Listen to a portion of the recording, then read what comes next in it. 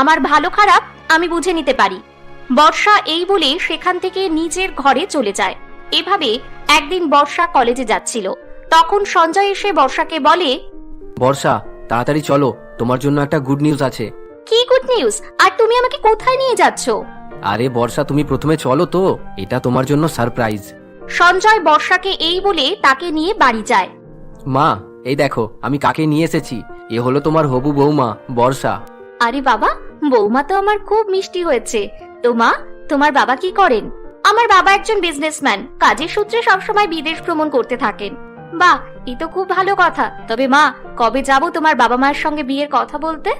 Aunty, তা তো এখন পসিবল হবে না, কারণ আমার মা বাবা এখন সুইজারল্যান্ডে আছেন। কবে আসবেন জানি না। তাহলে বিয়েটা এখন পোস্টপন রাখাই ভালো, কারণ তোমার বাবা মা ছাড়া কিভাবে বিয়ে হবে? আন্টি, আমার বাবা মাকে নিয়ে চিন্তা করতে হবে না। আমি সঞ্জয়ের সঙ্গে বিয়ে করে